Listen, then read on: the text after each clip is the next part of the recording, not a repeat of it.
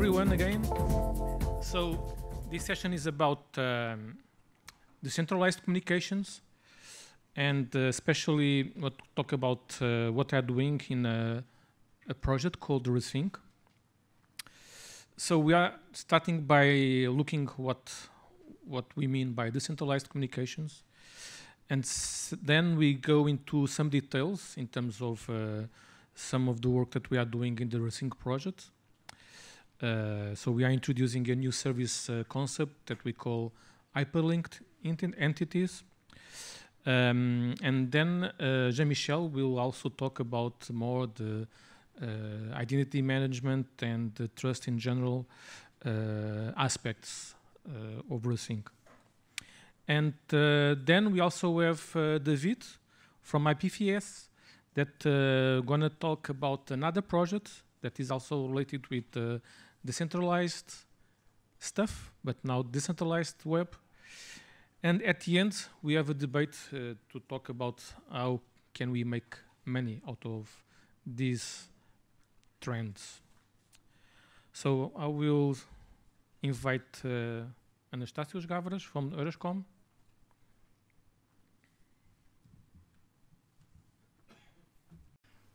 Ladies and gentlemen, yes, my name is Anastasius Gavras. I'm giving this presentation, in fact, was prepared together with my colleague Simon Becot, who's in fact, together with Paolo, technical responsible for this project.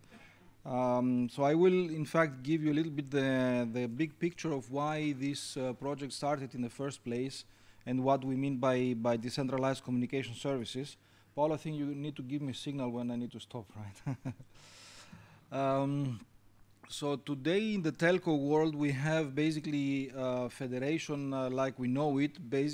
We have in a telecom operators network a number of users that are connected through the facilities, the services that a telco provides.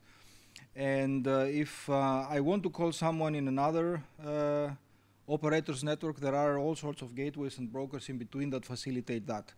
So we have a model where I think we can reasonably well define it as a telco federation of today.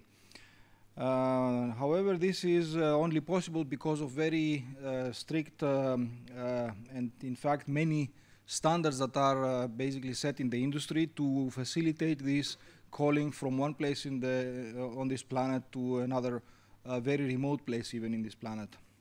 But standardization, I don't know if some of you have been involved in standardization. This takes a lot of time and a lot of effort. In fact, today we can even claim that standardization is a kind of a killer for innovation and the time to market for new services. They have, in fact, very, very high cost. I think anyone that has done this really can witness that. On the other side, we have the web players, stakeholders, where the market today is basically dominated by very few big players, which also have the same model, if you like, for their users, their subscribers. So inside their domains, the users can communicate among each other. However, if it comes to cross-domain communication, today there is really barely something possible that crosses domains between these web players. So what we see today is that these big players, these big web players, they lock up their users into what we call walled gardens. And this is kind of a status quo today. So the question if for a user is just call me on where? Yeah, which is the service that I'm using, which is the service that my peer is using? Do we need to pre-agree on an application, on a service provider, on all that stuff? So it is a kind of cumbersome if you don't have, and you don't have the same user experience, like you just pick up the phone, dial the number, and you connect to whoever, to the peer user, whichever operator he or she is using. Now, a bit more technically, this whole question is illustrated in this very complex slide, where on the top we have the current today existing federated distributed model of the telcos, where basically every telco has its own infrastructure, platform, identity service, and communication service on top. So you see all these stacks of functionality that are facilitating, in fact, the communication among the different people. Now, how do we break this up into a much more horizontal distribution model using identity providers and basically any kind of communication service or service that exists to facilitate communication among users? So basically, to move to a more user-centric communication that allows basically everyone to find everyone else wherever he or she is a subscriber and communicate basically on the spot. So if you compare these two worlds, more or less, you see on the left side the old-fashioned federated telco worlds. There are some attributes that we can attach to that. I mentioned the well-defined standards that enable this universal interoperability. It is globally available, but these standards are very difficult to achieve sometimes and take a lot of time. And in fact, because of that, there is little room for differentiation, because after all, I mean, a voice call is just a voice call, wherever you cannot really differentiate much on a voice call itself. On the other hand, we have a very strong trustful identity on the telco network, which is bound either on location or the SIM, the subscriber identity module, and well, fairly reliable service if we can compare with well, the nines that are measuring here the availability of the services. On the other side, on the OTT world, we have a kind of a very agile, a very vibrant environment where many services, many different services pop up almost daily. But we see that people actually cannot freely communicate outside this world of an OTT, so they are basically locked in. So OTTs are today, of course, also not constrained by standards. They create their own standards, if you like. They publish or may not publish their APIs. And in any case, they are leading, in fact, the communication innovation today and showing us what is actually possible. Another issue here we see almost daily on the news as well is privacy issues, that some of these OTTs don't take privacy of user data very seriously. Now, this was the starting point for us as a project Rethink, to say, well, we have actually to rethink the service delivery. So how do we change this model of service delivery and remove all the problems that we see today in both worlds, or in other, putting it more positively, how can we combine the best of these two worlds? So the strong points of the telco world and the strong points of the OTT world. So how do we create a decentralized, open, interoperable, secure, identity decoupled connect, breaking up all the silos and so on and so forth? Now, some of the technical details, the next speakers will enter, like Paolo or Jean-Michel. I won't go into that. But what we promise here, and to some extent we have already achieved and can demonstrate a number of these features, is that we here propose a global rich contextual communication framework with, which also supports instant interoperability also for non-subscribers, by meaning non-subscribers to a particular domain. It is open to all, unlicensed. It's very easy, in fact, to get started, to develop, which means that it is actually very good for new startups, small companies that want to enter the business. They can start, in fact, from the framework, just go into the links that I will show you at the end and start experimenting. There are very few standards that we use, so we try to minimize standards as far as possible. We discover over time that one area where standards might be playing a very big role is identity management. So there probably we need to set or to rely on existing standards to a large extent. The solution is here based on a distributed framework on the web, which is focusing on the user. So it is not focusing on the on the service provider or the infrastructure. Sorry. But is much more taking the view of what are the user needs. We give back the user the choice of who is managing the identity and who is managing the data of this user. So not the service provider will choose, but the user will choose.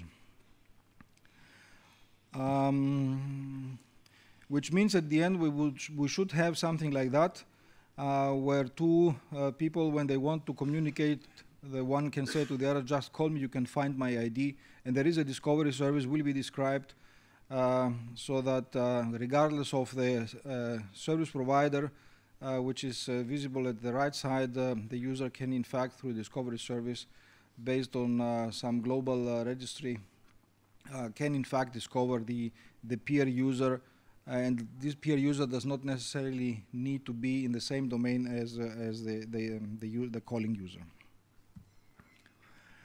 So, but how does this now look like from a business perspective? So we decentralize everything. As long as a telco, for example, in a kind of a more centralized model, sits on every communication and can control every communication that is established, it's fairly easy, of course, to charge for the call setup or the duration of the call and things like that. Things of the past, of course. Today, the metering has evolved as well. But this complete decentralization, of course, means also a few other things. And the panel at the end will be around that, on how to, in fact, go to monetize these services for the service providers' perspective, from the vendor's perspective, from the telecom operator's perspective, and what are the value-added services that we can, in fact, deliver to the user in order that he is willing, in fact, to pay some amount. Now, from a service delivery point of view, what we claim here is that the time to market and the deployment costs dramatically decrease, because we have the existing infrastructure out there, the framework is there, and the cost to launch new services and to scale would be basically residual.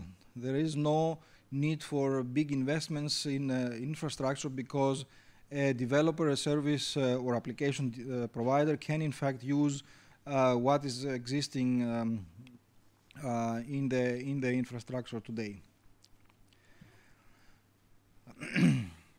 From a telecom operator's perspective, there is also the opportunity for what we would call business mentoring in a consumer-friendly environment, which means that a telecom operator that operates, for example, a framework like Rethink, can offer to the developers, to the application providers, the value proposition that it can, in fact, bring together the entrepreneurs and the consumers in an open and user-friendly environment, and can enrich the product portfolio with contextualized offers. So it is a means that the application developer can tailor applications for even small target groups, target customer groups, without really much effort, which means that it can increase the customer satisfaction also for these customers, which are maybe small customers and maybe a small market, which means also that for the big players, these markets are usually not very interesting because they don't scale automatically. And of course, finally, increase the IRPU, which is of course important for anyone that would like to make a business. Keeping relevant in the market. The relevance here means that how can someone that offers services in this market can well, stay competitive or increase its competitiveness after all, by offering, for example, personalized service bundles. Again, through this flexibility that the framework provides. Paolo will go into the details. One can really stitch together bundles that are customized per customer, per target group, and also you can offer user data management, can enter the user data management business, for example, identity management or data management backups without breaking the user's privacy, and we'll see also why this is possible in fact also in the next presentations. I'm sorry. Now, for small businesses and startups, what does this mean? We think that this means that by using this framework, anyone can be actually a communication service provider and use truly immersive communication to engage consumers. Meaning that if you are an application developer, you can almost automatically become a communication service provider for the communication needs of your application and directly engage through this framework with your customers, which also means that you do not need big financial investments in order to deliver the services to your customers, but just by using this framework, you are almost there. Decreases dramatically the financial sustainability is in fact, in other words, that you do not need a large upfront investment in order to get into business. And also the promotion of the entrepreneurship here reduces the failure rates by having the ability, in fact, to access a rich communication framework. So the entrepreneurial spirit has a very big potential, in fact, to get unfolded here. Now, We Love Startups is here from a telco perspective, in fact, from a big telco perspective, or the incumbent perspective, a statement. And some of the partners in the project here are, in fact, some of the biggest telcos in Europe. So they look here to this solution as a framework that facilitates this, the uptake of these services from different smaller businesses and startups. And I guess I stop here by thank you very much. Here are 2 links that you should actually visit. The second one goes directly to the GitHub. All the code here is available open source. Of course, the entry point may be the main site, but through the GitHub you will enter, in fact, into the technical details. And that's it. Thank you very much.